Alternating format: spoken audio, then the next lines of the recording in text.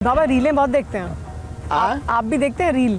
कभी कभी देख लेते हैं, ऐसा कोई बंधन नहीं है, पर ऐसी कोई मजबूरी भी नहीं है कि देखना है। व्यस्तता रहती है, बहुत ज़्यादा सेवा में लगे रहते हैं, बालाजी की सेवा में, दरबार की सेवा में, कथा में, यात्राओं में, नहीं कर पाते हैं, मोबाइल नहीं चला पाते। अच्छा, जब हम ऑपरेशन सिंदूर की बात कर रहे थे तो राहुल गांधी भी ये कहते हैं कि देखिए ऑपरेशन सिंदूर हुआ, घर में घुस के मारा, बहुत अच्छा किया, लेकिन फिर हमें इसके दौरान कितना नुकसान हुआ ये बताने में समस्या क्या है? बात सही है, कोई भी बात छिपानी नहीं चाहिए। यदि उससे सुरक्षा में कोई दिक्कत नहीं है, भारत की सुरक्षा में कोई सेंध न लगे, तो बताने में कोई दिक्कत नहीं। कोई भी बात सत्य बोलने में क्या दिक्कत है? वो किसी भी पक्ष का आदमी हो, चाहे कोई भी पार्टी का हो। हम तो साधु हैं, हम किसी पार्टी के नहीं हैं, हम तो सत्य के उपासक हैं। आप मानते हैं बाबा कि जनता का पैसा, जनता के विमान, तो जनता को डिटेल्स बताने में हर्ज नहीं है? यदि भारत की आर्मी के चीफ और रक्षा मंत्री जी या भारत की रक्षा समिति ये मानती है कि बताने में भारत की, हमारी रक्षा टीम की, हमारे जवानों की, हमारी आर्मी की, हमारे भारत की सुरक्षा पर कोई चूक नहीं होगी, कोई सेंध नहीं लगेगी, बेइज्जती या कुछ ऐसा नहीं होगा, तो फिर बता देना चाहिए।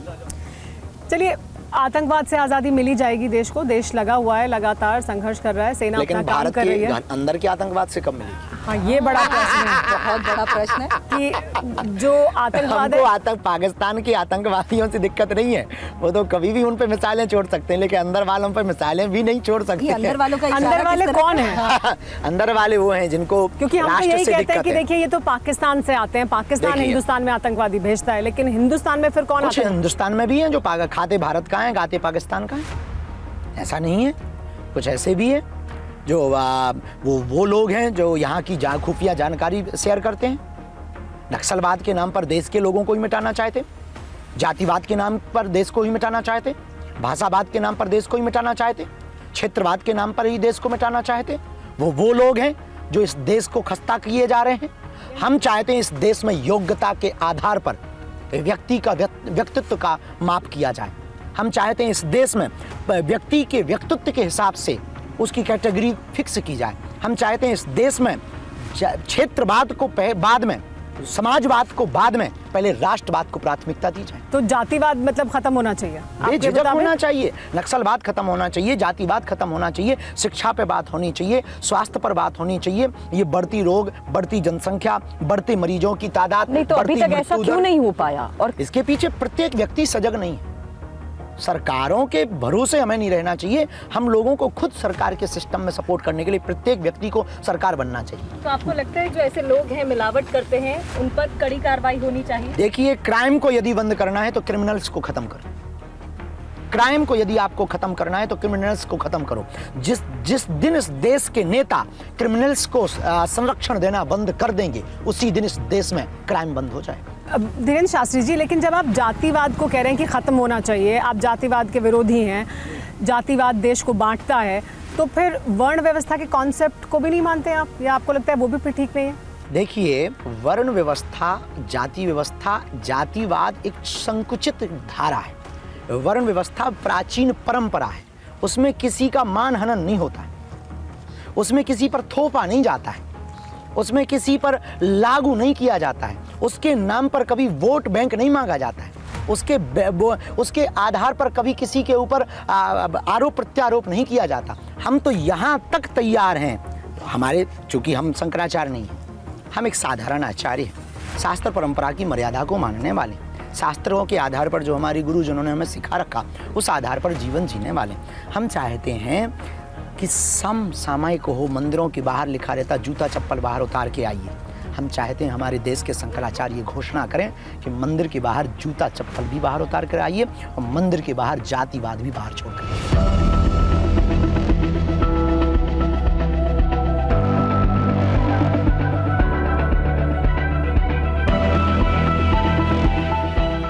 पॉलिटिकल सिनेरियो की अगर मैं बात करूं, राजनीति परिपेक्ष में बात करूं, तो क्या ये जातिवाद एक बहुत बड़ा मुद्दा नहीं है? क्या आपको नहीं लगता कि यहाँ पर जनगणना के लिहाज से भी अगर देखा जाए, आरक्षण के लिहाज से भी देखा जाए, तो इसी मुद्दों के साथ वो जनता के बीच में ही जाते हैं? देखिए, सबसे बड़ी दिक्कत ये है कि देश के नेता और देश का चुनाव जहाँ तक हमने देखा है इस देश में चुनाव कभी भी विकास के नाम पे नहीं होता, राष्ट्र को बढ़ाने के नाम पे नहीं होता, शिक्षा के नाम पे नहीं होता कि हम आपको मुफ्त शिक्षा देंगे, उच्च शिक्षा देंगे।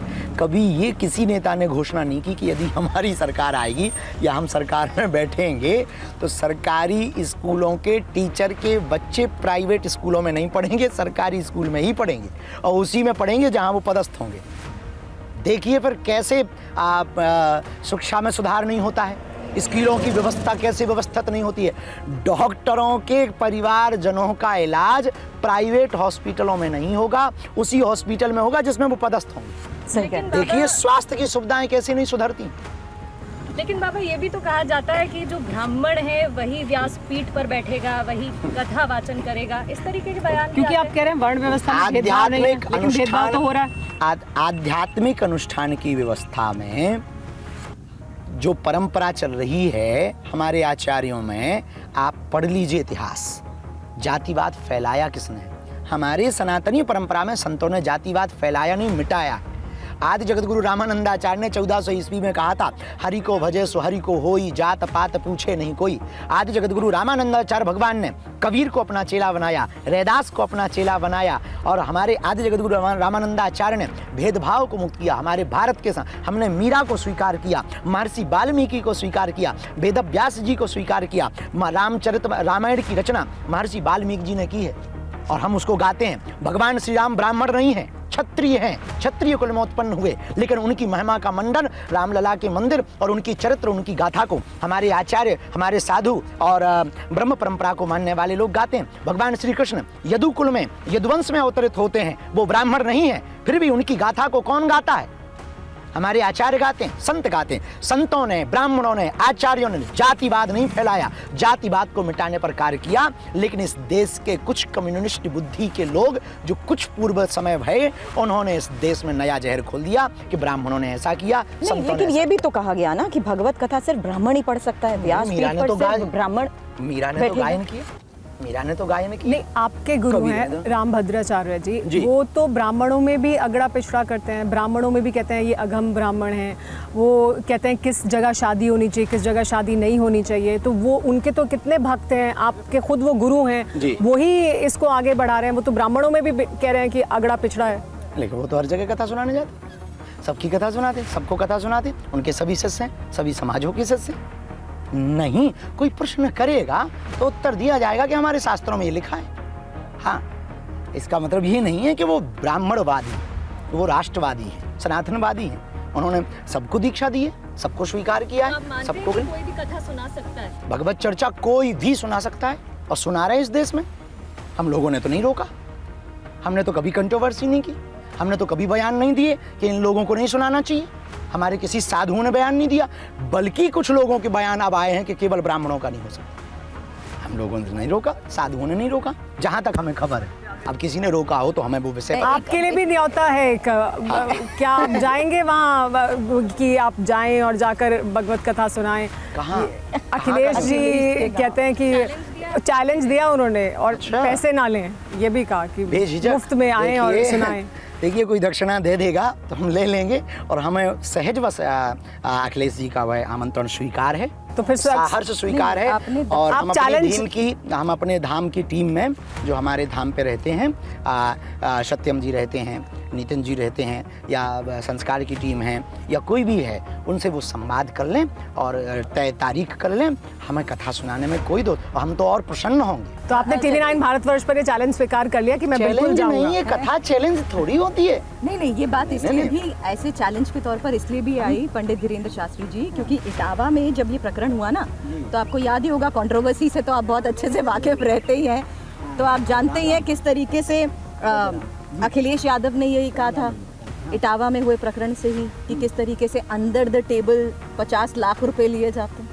कुछ भी वो लोग बोल देते हैं। देखो, कथा की कोई दक्षिणा दे दे, मना नहीं करते, और वो दक्षिणा हम नाचने गाने वालों में नहीं लगाते। जो मिल जाता है, भंडारा, अन्नपूर्णा, बेटियों का विवाह, धाम पर आने वाले लोगों को भोजन की व्यवस्था, और उसी से कैंसर हॉस्पिटल की व्यवस्था, हॉस्पिटल बना रहे हैं, जन कल्याण के लिए बना रहे हैं, अपने लिए तो हम बना नहीं रहे। इसमें किसी एक समाज के तो यहाँ इलाज कराने आते नहीं, सब समाज के आएंगे। भंडारे में जात पूछ करके भंडारा नहीं दिया जाता, जो आ जाए सब प्रसाद पा करके। कथा में जो आ जाए सबका स्वीकार किया जाता। हम ना अब लोगों का, उन्होंने किस विषय को लेकर के कहा है, कैसे कहा है। अरे भैया, कोई दक्षिणा देता है तो दक्षिणा को कौन मना कर देता? आपको कोई गिफ्ट देता है, आप मना थोड़ी कर देते हैं। कुछ गिफ्ट और को गिफ्ट सहज है स्वीकार जी, जो चर्चा में है।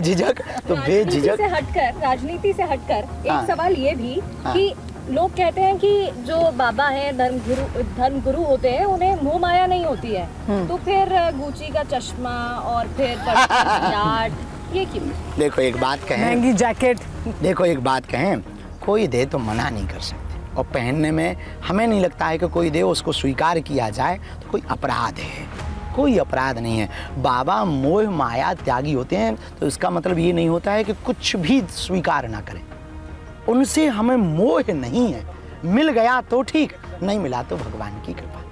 अपेक्षा नहीं है, पर कोई रख जाए, अब आप आए, ये है गाड़ी महाराज जी, बैठ चलो, इसलिए चला रहे हैं। अब कल के दिन कोई कह दे वाह वाह वाह, वो वाली गाड़ी, विंटेज गाड़ी चला रहे हो, विंटेज कार चला रहे हो। नहीं, लेकिन आज तो आपने घड़ी नहीं पहनी, उस पर तो फिलहाल हम तो घड़ी कभी controversy पहनते ही नहीं लेकिन जब आप बिल्कुल यहाँ, मैं ये सवाल इसलिए कर रही हमने हूँ घड़ी क्योंकि कभी पहनी नहीं है। जब आप महंगे गैजेट्स के साथ नजर आए, या हम कहें कि अगर आपने चश्मा लगाया तो जी। उस पर सवाल क्यों उठा दिए जाते हैं? अच्छा, बस मैं इतना पूछ रही हूँ, फोन बात फिलहाल- ये है कि हाँ। जैसे इस देश में नेता हैं, व्यक्ति है, डॉक्टर है, अधिकारी हैं, सबका अपना अपना एक जीवन है।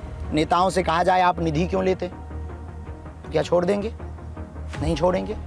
उनसे कहा जाए कि आप सरकारी व्यवस्थाएं क्यों लेते हैं, इस देश में 500 के लगभग, जो 400 से ज़्यादा 500 लगभग सांसद हैं, उन सांसदों की अगर कहा जाए कि जितना आप पर खर्च होता है उतना देश पर खर्च किया जाए तो कितनी बेहतर व्यवस्था, तो क्या कहेंगे, वाह हमको ही ज्ञान दे रहे हो बाबा। उनके फ़ोन कॉल, उनके ऑफिस की व्यवस्था, इस देश के कई नेताओं की सिक्योरिटी पर जितना खर्च होता है उतना खर्च यदि गरीबी मिटाने पर किया जाए तो क्या होगा? इस देश में जितने बड़े बड़े बिल्डिंगें बनाए जा रहे हैं, सांसद हाउस बनाए जा रहे हैं, विधायक हाउस बनाए जा रहे हैं, इनकी जगह अगर गरीबों के हाउस बनाए जाए तो क्या होगा? हमारे एक चश्मा पहन लेने से आपको आग लग गई, और आपने जो करोड़ों के महल बना रखे तो उसको अगर गरीबों अगर लगा देते तो क्या बिगड़ जाता? उतने में 50 मकान ना बन जाते। आप जो महंगी महंगी गाड़ियों से चल रहे हैं उतने में 50 मकान ना बन जाते। हमने तो एक चश्मा क्या पहन लिया, आपने बखेड़ा कर दिया। हमने एक जैकेट क्या पहन ली, बखेड़ा कर दी। आप जो 2-2 लाख का, 5-5 लाख की कोटी पहनते हैं नेता, उससे 5-50 हजार लोगों के कपड़े आ जाएंगे। धीरेन्द्र शास्त्री जी, आप जैसे कह रहे हैं ऐसे तो सारे नेता आपके विरोधी हो जाएंगे। आप सबको हम कह रहे वही हैं तो कि- कहना चाह रहे हैं कि वो हमें क्यों कह रहे हैं, साधु पर भी तो विरोधी हो जाएंगे। साधुओं का भी तो जीवन है, और हमने कब घोषणा की कि हम त्यागी हैं, और हमने कब घोषणा की कि हम महात्मा हैं, हमने कब घोषणा की कि हम निर्मोही हैं, हमने कब ये घोषणा की कि हम कुछ नहीं पहनते हैं? हमने ये घोषणा ही नहीं की। हम आपकी तरह ही हैं, कोई दे जाए तो मना नहीं, पर अपेक्षा है नहीं। लेकिन हम जीवन में, सबका अपना अपना जीवन होता है, सब 24 घंटे सेवा में लगे रहते हैं। अब कोई दे गया तो पहनने क्योंकि में क्या सबका अपना अपना जीवन की बात कर रहे हैं, तो महिलाओं को साधु का लेकर सबका फिर- जीवन होता है।